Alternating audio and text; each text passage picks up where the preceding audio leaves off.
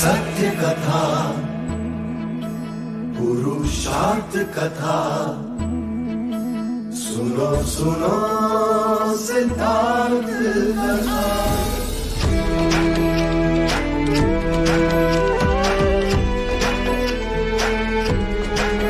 संसार में दुख का कारण क्या,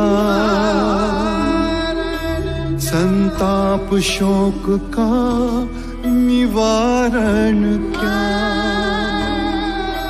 संसार में दुख का कारण क्या, संताप शोक का निवारण क्या। इस खोज में सब कुछ त्याग दिया, हर वैभव से वैराग लिया। वो सृष्टि से संयुक्त हुए, सिद्धार्थ से गौतम बुद्ध हुए।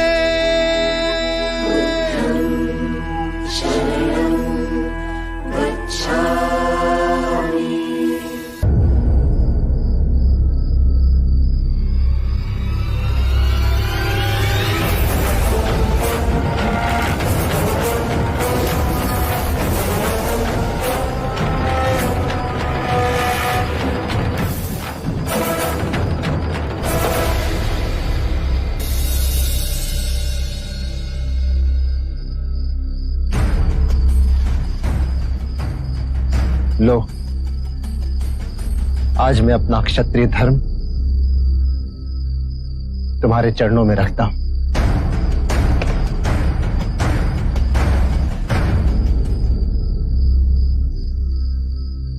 तुमने मुझे सही पहचान लिया था और मैं अहंकार के मद में चूर न कभी स्वयं को समझ सका और न ही तुम्हारी बातों को। सदा सर्वदा अपने आप को उच्च का और तुम्हें निम्न का समझता रहा। किंतु आज मुझे समझ आ गया कि मेरी बातें कितनी निरर्थक, कितनी खोखली थी। देखो सिद्धार्थ, देखो बुद्ध, ये देवदत्त आज फिर से तुमसे पराजित हो गए।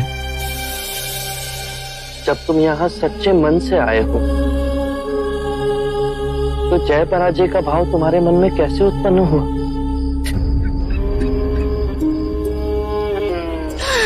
क्षमा कर दो मुझे, टूट चुका हूं मैं, टूट चुका हूं मैं, टूट चुका हूं मैं।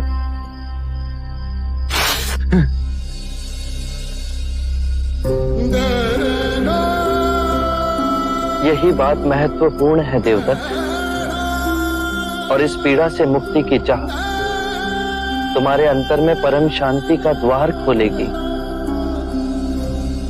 तो क्या मेरे जैसे माया में फंसे व्यक्ति का पवित्र होना संभव है? पवित्र और अपवित्र तो स्वयं तुम पर निर्भर है देवदत्त। आज तक ना तो कोई किसी को पवित्र कर पाया है और ना ही कर सकेगा। हे बुद्ध, क्या मेरे पुराने सभी कृत्य भूलकर आप मुझे अपने संग में स्थान देंगे? भले या बुरे, मुझे तुम्हारे कोई कृत्य स्मरण नहीं देवदत्त, और तुम भी उन्हें भूल जाओ। जिस दिन तुम्हारे अंतर में बदलने का भाव आया, उसी दिन से तुम्हारी नई यात्रा शुरू हो गई थी। कल प्रातः आनंद तुम्हें दीक्षा देंगे।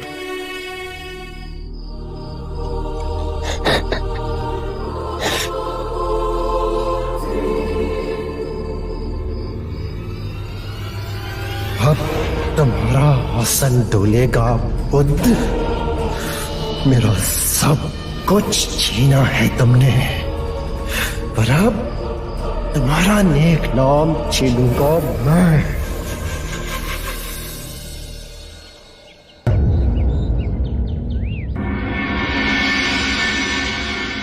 मैं धर्म संकट में हूं। करूं तो क्या करूं? अपनी प्रेम की आहुति देश के लिए चढ़ा दूं या देश के लिए अपने प्रेम की बलि चढ़ा दूं? अगर जीवक ना होता तो देश के लिए अपने प्रेम की बलिदान दे देती। मैं मां भी हूं, मुझे जीवक का भी सोचना है। उसका सोचूं तो लगता है अजात शत्रु से विवाह कर लेना चाहिए। जीवक के भविष्य में मगध का सिंहासन होगा। जीवक अब बालक नहीं है देवी, वो क्यों अजात शत्रु को अपने पिता के रूप में स्वीकार करेगा? क्या वो आपकी बलि देकर मगध के सिंहासन पर बैठेगा या फिर बुद्ध के मार्ग पर चलेगा?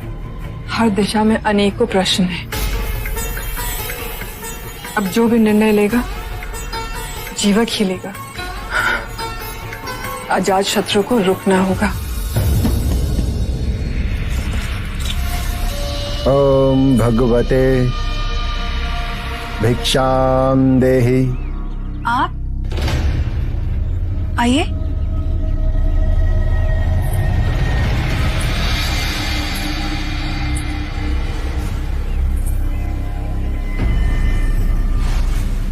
आपसे इतनी शीघ्र भेंट होगी ये हमने सोचा ना था। मैं भिक्षु बन के संघ में सम्मिलित हो गया हूं मनविका। आपको संघ में प्रवेश दे दिया? इस दुनिया में दयालु लोग कभी कभी अपनी बड़ी हानि कर बैठते हैं। बहरहाल तुम पे मेरा एक ऋण है और अब समय आ गया है कि तुम अपना वो ऋण चुकाओ मनविका। आपने जो मुझ पर उपकार किया है उसे मैं कभी नहीं भूल सकती। उसका ऋण मैं अवश्य चुकाऊंगी। हे ईश्वर, तूने मुझसे मेरा सब कुछ छीन लिया, इसलिए अब मैं तेरा संसार त्यागने जा रही हूँ। क्यों बचाया मुझे? क्योंकि आत्महत्या काहे करते हैं जिसने तुम्हें विवश किया इस कुएं में स्वयं को धकेलने के लिए। प्रतिशोध लो उससे। मैं उससे प्रतिशोध नहीं ले सकती। बहुत बड़ा मनुष्य है वो। स्त्री होके पुरुष को वश में नहीं कर सकती। पर कोई वशीकरण काम नहीं करता है। वो महात्मा है। कौन है वो? बुद्ध। बुद्ध?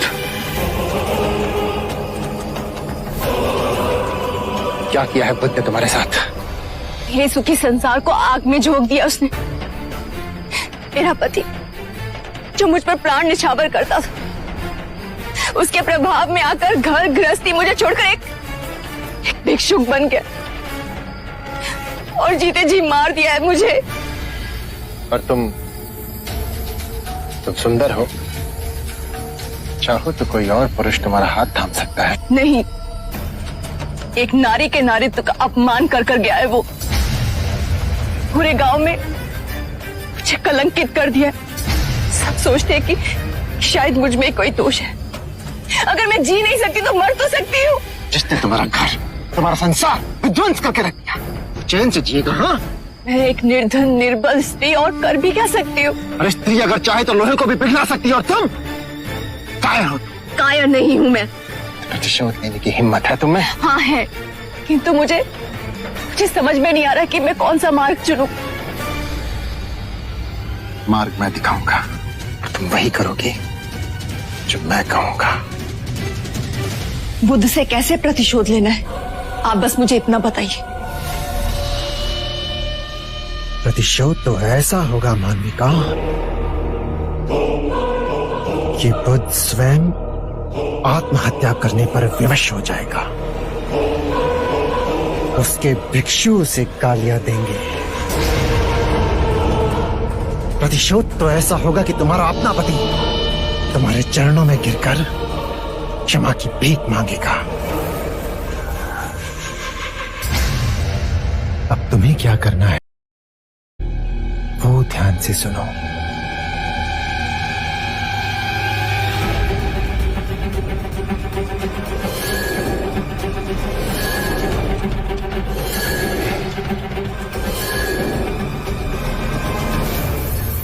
त्रिया चरित्र के आगे तो बड़े बड़ों ने घुटने टेक दिए। अब देखना मैं क्या करती हूँ।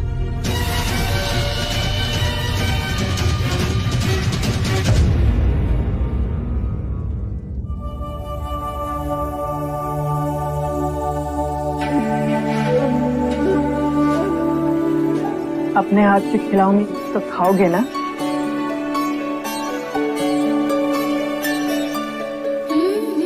माँ बनने में कितनी विडंबना है। अपने शिशु के लिए हर क्षण उचित और अनुचित के बीच चुनाव करना होता है। अपने पुत्र के लिए निर्णय करना सर्वथा कठिन होता है। पता नहीं फल अच्छा हो या बुरा। यदु ने मुझे सारी बातों से पहले अवगत कर दिया है।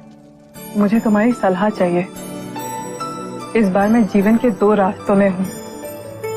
यदि मैं मगध की महारानी बनती हूँ तो भविष्य में तुम्हें मगध की राजगद्दी मिल सकती है। और वैशाली में देशद्रोही होने का कलंक आप जीवन भर उठाएंगी। आप अपने पुत्र के लिए अजात शत्रु पर भरोसा कर रही हैं। वो अजात शत्रु जिस पर भरोसा किया ही नहीं जा सकता। पर जीवक, तुम्हारा भविष्य। जो भविष्य अनिश्चित है उसके लिए मैं अपनी माँ को उनका वर्तमान बिगाड़ने दूं? तुम्हारे उत्तम विचार। ये मेरे विचार नहीं है माँ, ये उनके विचार हैं जिन्होंने मेरे जीवन को नई दिशा दी है। माँ, मैं राजा बनना नहीं चाहता।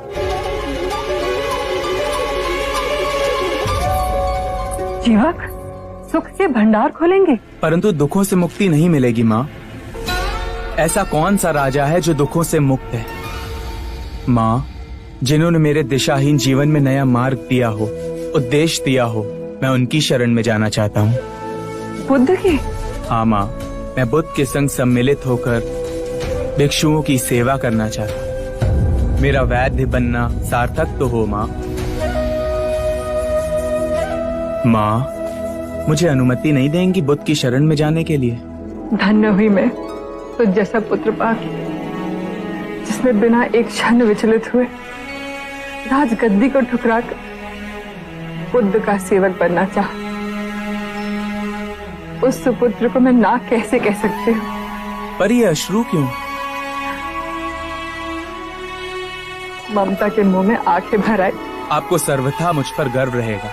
मैं वचन देता हूँ, मैं आज अभी बुद्ध के पास जाना चाहता हूँ। संघ ने कई अंधेरे हृदयों में परम सत्य का दिया जला दिया है। एक सिंह गर्जना उठी है जिसने झूठे सिद्धांतों और संकीर्ण विचारों को हिला दिया है। सिंह को वन का राजा कहते हैं। जब वो अपनी गुफा से निकलता है तो अंगड़ाई ले चारों दिशाओं में देखता है और फिर एक गर्जना करता है और उसकी ध्वनि सुन पंछी उड़ने लगते हैं, मगरमच्छ पानी में चले जाते हैं। गजराज स्वयं उसकी ध्वनि से कंपित हो अपनी राह मोड़ लेते हैं। उसी प्रकार परम सत्य की गर्जना के समक्ष बुरे विचार, अशुद्ध मनोवृत्तियां कंपित हो जाती हैं।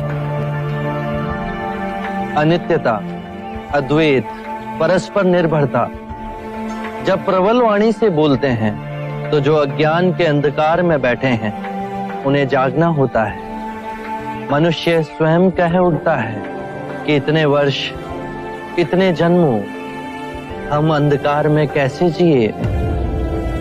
अनित्य को नित्य समझा, खंड में स्वयं को तोड़, बाहरी संसार से स्वयं को अलग समझा, झूठ को सत्य समझा। अब समय आ गया है कि अज्ञान की इन दीवारों को ध्वस्त किया जाए।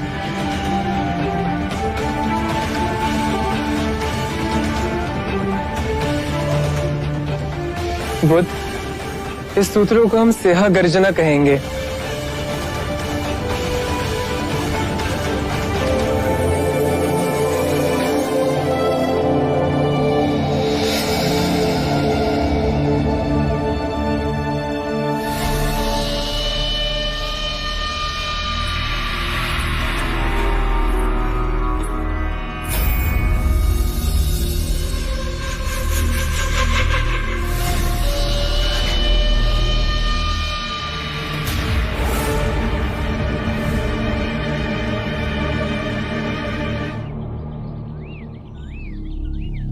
आपका परिचय?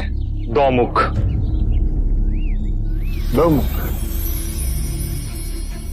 बंधु दोमुख, इस स्त्री के मन में बुद्ध के लिए कोई विशेष आदर है? हाँ, मैंने भी इसे पहले यहां देखा है, बुद्ध के पीछे पीछे जाते हुए। अच्छा, बड़ी विचित्र बात है, नहीं? क्या? एक स्त्री का इस तरह बार बार बुद्ध के समक्ष आना, उसके निकट आना।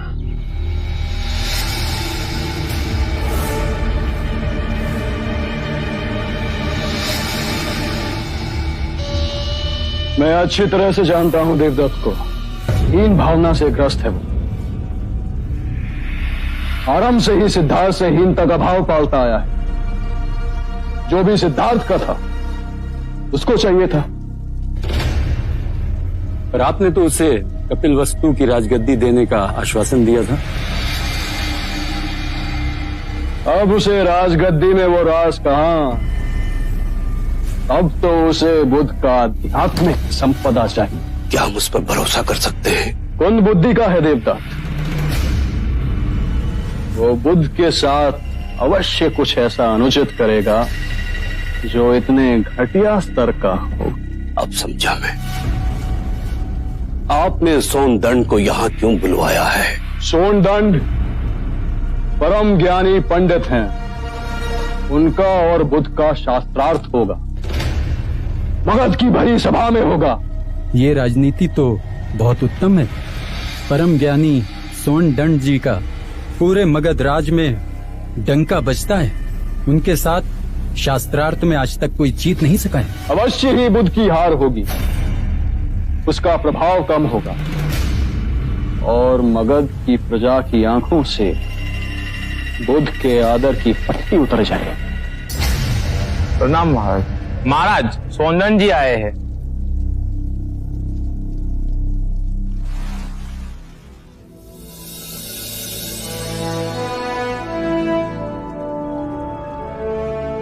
महाराज, मैं घाघर सरोवर से आपके निमंत्रण पर आया हूं। किस कारण विशेष से आपने मुझे स्मरण किया है?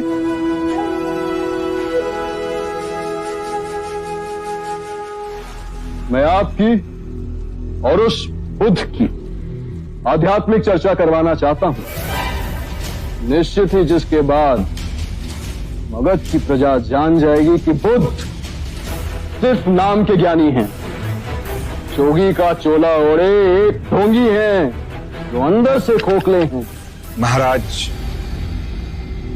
यदि आपकी यही मंशा है तो मैं तैयार हूं। इससे मुझे और बुद्ध को अपने अपने ज्ञान की जानकारी हो जाएगी और साथ ही साथ प्रजा का भी लाभ होगा। सोनदंड जी, प्रजा का लाभ बाद में, महाराज का लाभ पहले। इस चर्चा में हमें अपने ज्ञान की वृद्धि नहीं करनी है, अपितु उस बुद्ध को पराजित करना है, उसके व्यक्तित्व की धज्जियां उड़ा देनी है। मगध की लाज आपके हाथों में है सोनदंड जी। आशा है आप हमारा शीश बुद्ध के सामने झुकने नहीं देंगे। ये तो मगध के सम्मान की बात है। ऐसा ही होगा। आप एक बार बुद्ध को मेरे सामने बिठाइए तो सही, फिर देखिए कैसे मैं वेद, उपनिषद और दर्शन के सिद्धांतों में मैं उन्हें उलझाता हूं। कुलगुरु, आप बुद्ध को हमारा निमंत्रण भेजिए। जो आज्ञा महाराज। और आप आज से ही तैयारी शुरू कर दीजिए।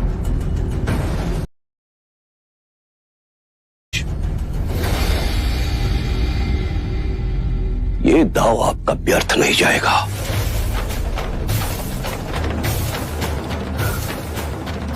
एक बार, बस एक बार सोनदंड बुद्ध को पराजित कर दे, उसके बाद मैं इन सभी भिक्षुओं को मगध की सीमा के बाहर फेंक दूंगा।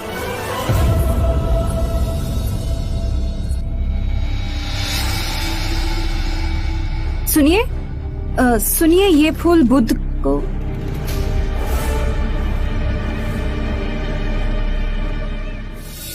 बुद्ध, क्या आप अजात शत्रु के निमंत्रण पर मगध जाएंगे? अवश्य। सोनदंड में असामान्य ज्ञान है। जिस प्रकार दो नदियां बह एक दूसरे से मिलती है, उसी प्रकार ज्ञान की चर्चा में दो विचारधाराएं एक दूसरे से मिलेगी। मुक्ति का मार्ग ज्ञानियों को भी उपलब्ध होना चाहिए।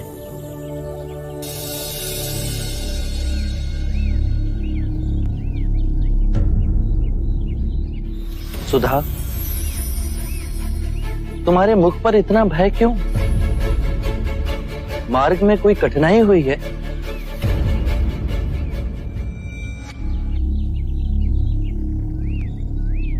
निर्भय होकर कहो। मैं भिक्षाटन लेकर आश्रम की ओर आ ही रही थी कि अचानक एक व्यक्ति मेरे सामने आ खड़ा हुआ।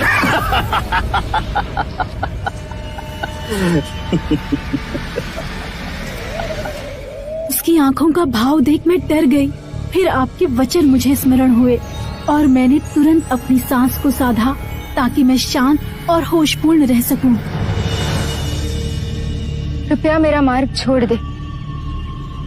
मैं बुद्ध की भिक्षुनी हूँ। जवान हो और सुंदर भी हो, ये गेरुआ वस्त्र पहनकर अपना जीवन व्यर्थ क्यों गवा रही हो? इस सुंदर शरीर पर तो काशी में बुनी हुई रेशम के वस्त्र होने चाहिए। कृपया मेरा मार्ग छोड़ दे।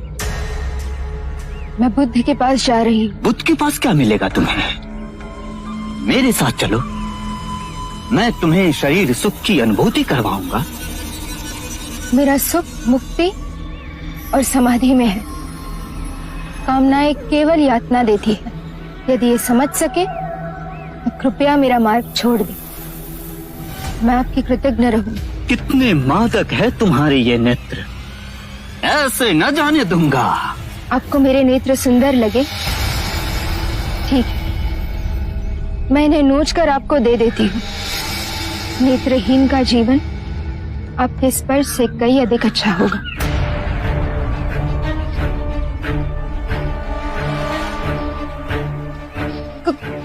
कदाचित आपको यह स्मरण नहीं कि कौशल, मगध, वैशाली और शाक्य देश के राजाओं का यह आदेश है कि जो कोई भी बुद्ध के भिक्षु या भिक्षुनियों को हानि पहुंचाएगा उसे मृत्यु दंड दिया जाएगा। तुम अपने प्राण गंवाना चाहते हो? क्षमा कीजिए, दोबारा मैं किसी स्त्री के मार्ग में नहीं आऊंगा। बहन, आप जिस राह पर चल रही हैं, उसी पर चलकर अपने लक्ष्य की प्राप्ति करें। आज आपके बताए हुए मार्ग पर चल तो आज अपने शील ना बचा पाती। यदि यह किसी और भिक्षुणी के साथ घटित हुआ तो? तुम्हारे साहस और अविचल भाव की मैं प्रशंसा करता हूँ। सदियों से पुरुष ने नारी को अपनी वासनाओं से उत्पीड़ित किया है। उसके अंधेपन और क्रूरता को रूपांतरित करने में कई सदियां बीत जाए।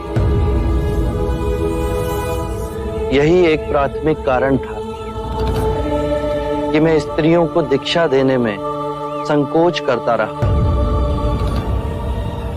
आज से कोई भी भिक्षुनी एकांत में यात्रा नहीं करेगी और ना ही एकांत में सोएगी। उसके साथ सदैव एक और भिक्षुनी होनी चाहिए ताकि वो एक दूसरे का संरक्षण कर सके, एक दूसरे की सहायता कर सके। आनंद, तुम सुधा के साथ आमरा वन जाकर वरिष्ठ भिक्षुनी को इन नियमों के बारे में समझाओ।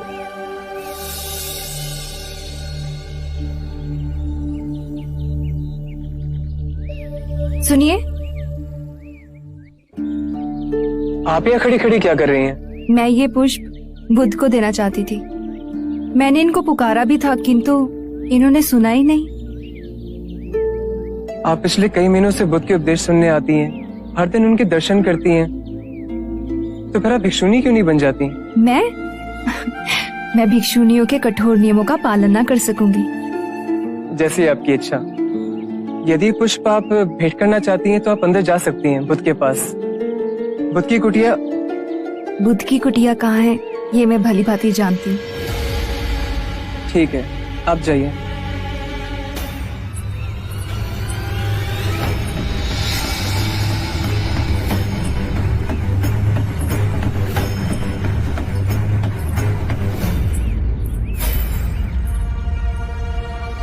ये स्त्री बुद्ध की कुटिया की ओर क्यों जा रही है?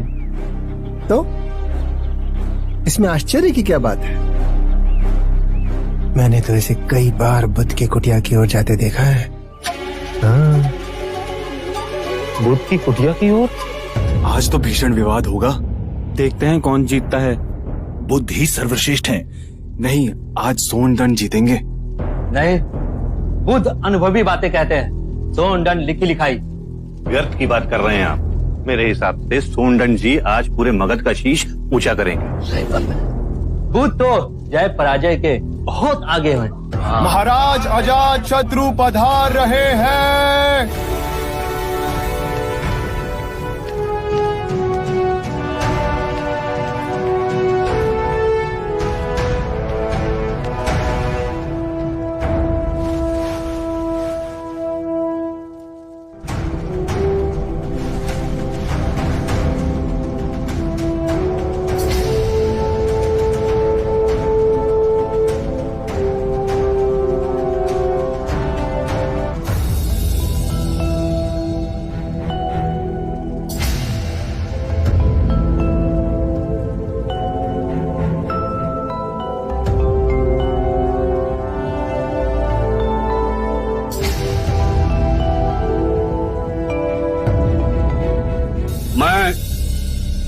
महाराज की उपस्थिति में वंदनीय बुद्ध और परम ज्ञानी सोनदंड का इस राजसभा में स्वागत करता हूं।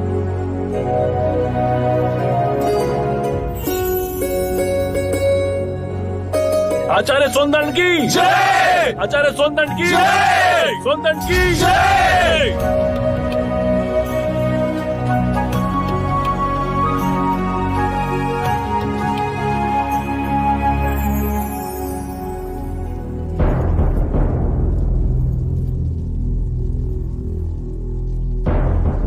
आज ये दोनों मान्यवर महाराज की उपस्थिति में इस राजसभा में अपने अपने विचार व्यक्त करेंगे। ऐसे विचार जिससे आप लोगों के ज्ञान की वृद्धि होगी। अब मैं दोनों मान्यवर से विनती करता हूं कि वो किसी एक विषय पर अपने विचार प्रकट करें। आप आयु में मुझसे छोटे हैं, अतः विषय चुनने का अवसर भी मैं आप ही को देता हूं। कहिए, किस विषय पर चर्चा करनी है? प्रणाम सोनदंड। क्या आप बता सकते हैं कि एक सच्चे ब्राह्मण में कौन कौन से गुण होना अनिवार्य है? यदि आप चाहें तो वेदों के उदाहरण भी दे सकते हैं। वेद पाठ तो सोनदंड का प्रमुख विषय है। वेद की गहन गुत्थियों को सुलझाने में आप महारथी हैं। भिक्षु गौतम, पूर्ण ब्राह्मण बनने के 5 लक्षण हैं। सुंदर रूप, मंत्रोच्चारण एवं अनुष्ठान करने में प्रवीण, 7 पुष्टों से रक्त की शुद्धता, अच्छा ज्ञान, अच्छा कर्म। इन 5 गुणों में से भी सर्वाधिक महत्वपूर्ण गुण कौन कौन से होने चाहिए? और इनमें से किसी भी गुण के अभाव में क्या वो सच्चा ब्राह्मण हो सकता है? अंत के दो गुण, अच्छा ज्ञान एवं अच्छा कर्म। सुंदर रूप, मंत्रोच्चारण एवं अनुष्ठान करने की प्रतिभा, 7 पीढ़ियों से रक्त की शुद्धता आवश्यक नहीं। क्षमा कीजिएगा, परंतु सोनदत्त जी उचित उत्तर नहीं दे पाए। बुद्ध के प्रश्नों ने इन्हें उलझा दिया है। ये तो ब्राह्मणों का अपमान है।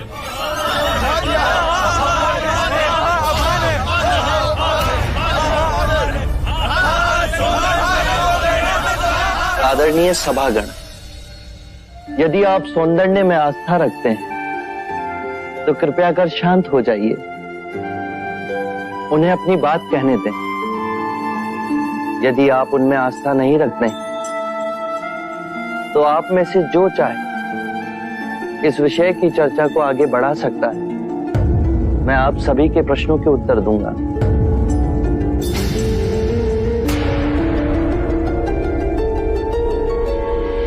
मित्रों, हम सबके बीच में मेरा चचेरा भाई अंगक बैठा हुआ है। अंगक रूपवान है, उसका आचरण कुलीन और उत्कृष्ट है। उसके बाह्य सौंदर्य की बराबरी केवल भिक्षु गौतम के साथ ही की जा सकती है।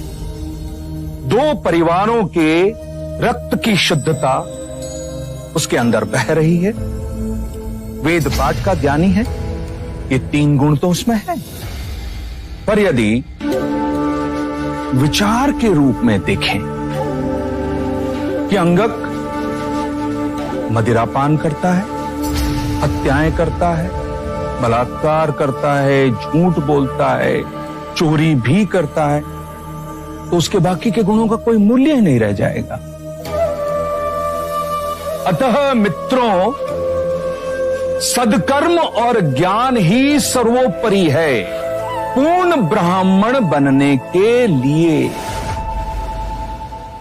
इन दोनों गुणों में से भी सर्वोत्तम गुण आप किसे समझते हैं? सदकर्म और ज्ञान 2 नहीं हो सकते। जैसे एक हाथ दूसरे हाथ को और एक पैर दूसरे पैर को साफ करता है, उसी तरह सदकर्म और ज्ञान एक दूसरे के पूरक होते हैं। सदकर्म आपके विवेक को प्रकाशमान बनाता है और विवेक से किया कर्म आपको धार्मिक बनाता है, और यही जीवन का गूढ़ मंत्र है। उत्तम, अति उत्तम सोनदन, आप हमारी आशा पे खरे उतरे।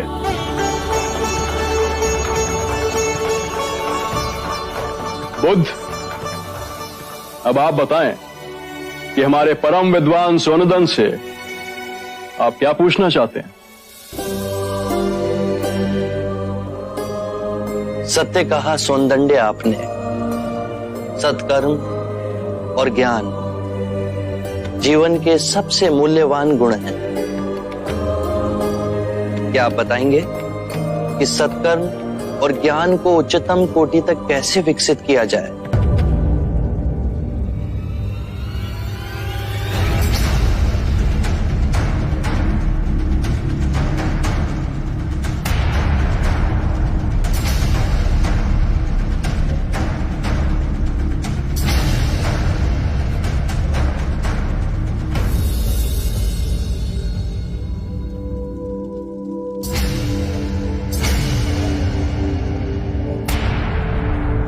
हे करुणा निदान,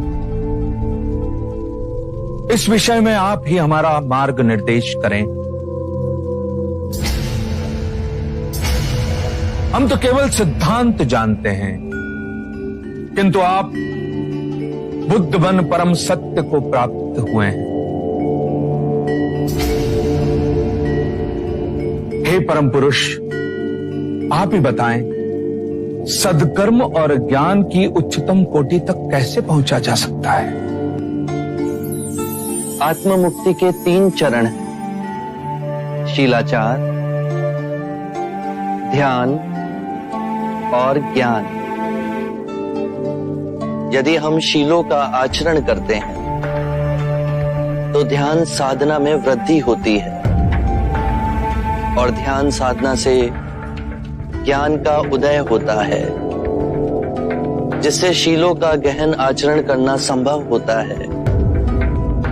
इसके द्वारा काम, क्रोध, मोह, माया, तृष्णा से दूर हो आत्म मुक्ति, शांति और आनंद को प्राप्त कर सकते हैं।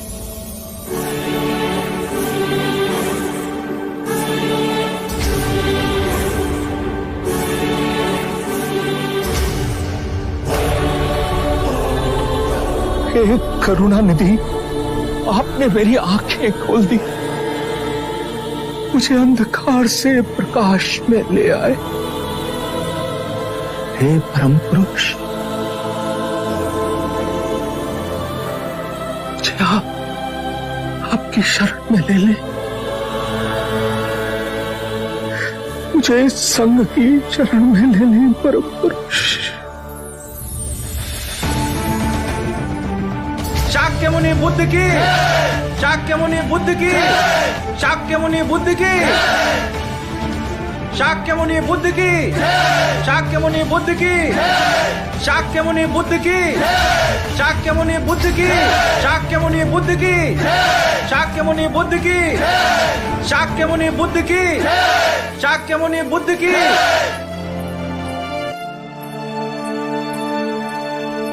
रुक जाओ, कौन हो तुम? इस तरह से राजसभा में आने का अर्थ समझती हो? आने के लिए विवश थी मैं इस भरी सभा में बुद्ध से कुछ प्रश्नों के उत्तर चाहती हूँ। तुमको जो कुछ भी कहना है बुद्ध के संग में जाकर पूछ सकती हो। चलिए आओ यहां से। कुलगुरु, पूछने दीजिए इसे, अगर बुद्ध को कोई आपत्ति ना हो। क्या पूछना चाहती हो तुम? मुनि गौतम, आप धर्म का बहुत उपदेश देते, आपका मान सम्मान भी बहुत है, किंतु आपको मुझ अबला की कोई चिंता नहीं, जिसे आपने गर्भवती बनाया है।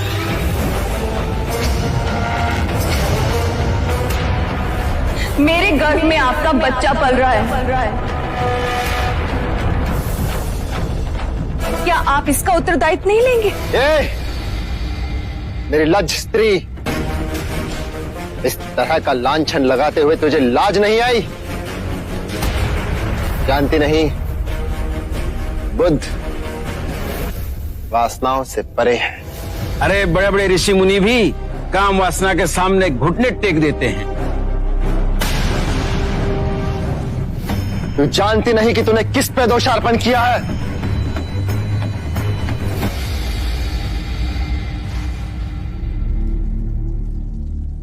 पुत्री, केवल दो ही लोग इस बात की पुष्टि कर सकते हैं कि ये सत्य है या असत्य, और वो हैं तुम और मैं।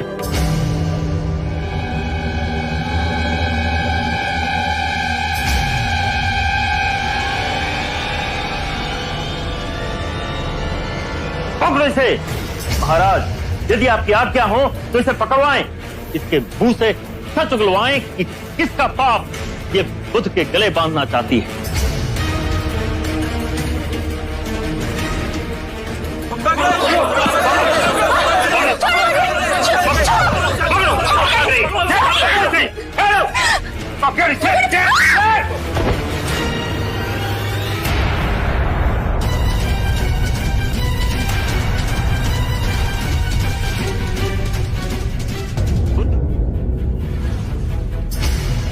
तूने हमारे बुद्ध पे ये झूठा लांछन लगाया।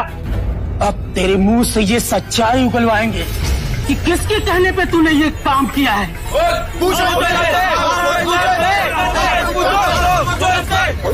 ना होगा तुझे। पकड़ लो इसे। महाराज, कृपया कर इसे जीवन दान दें। इसके मन में पश्चाताप है। मैंने इसे क्षमा किया। आप बुद्ध हैं, महान आत्मा, पर इसने मगध के माननीय अतिथि का अपमान किया है। मुझे राजधर्म का पालन करना होगा।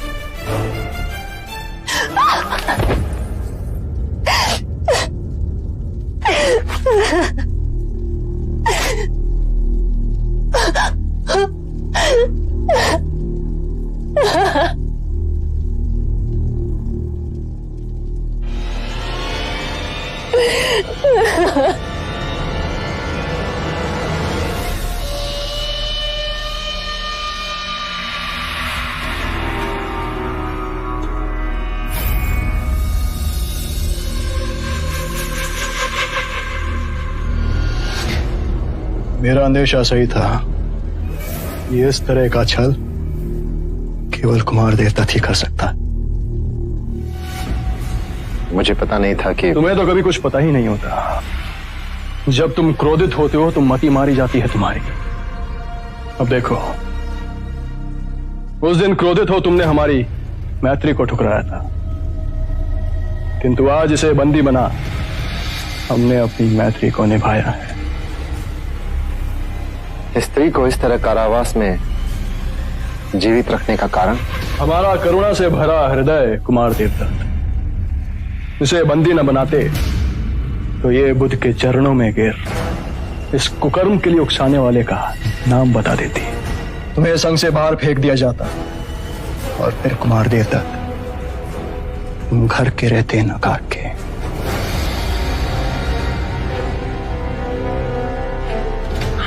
अजात शत्रु, तुम बुद्ध को मारने के बारे में कोई योजना बताने वाले थे। अब करी ना बुद्धिमानों वाली बात। अब आए ना सही मार्ग पर। मित्र, मेरा एक कार्य कर दो। इस स्त्री को मुक्त कर दो। सही समय और सही अवसर देखे बिना अजात शत्रु कभी कुछ नहीं करता। और अब तो अजात शत्रु के हाथ में ये दो धारी तलवार आई है। इसका कैसे और कब उपयोग करना है ये तो आने वाला समय ही बताएगा। आरंभ हो गई निर्वाण प्रथा, सुनो सुनो ये बुद्ध कथा। आत्ममुक्ति के 3 चरण हैं: शीलाचार, ध्यान और ज्ञान। शीलों का आचरण करने से ध्यान साधना बढ़ती है। ध्यान साधना से ज्ञान का उदय होता है, जिससे शीलों का गहन आचरण संभव होता है। इससे हम लोभ, क्रोध और अज्ञान से मुक्त होकर आत्म मुक्ति, शांति और आनंद की प्राप्ति कर सकते हैं।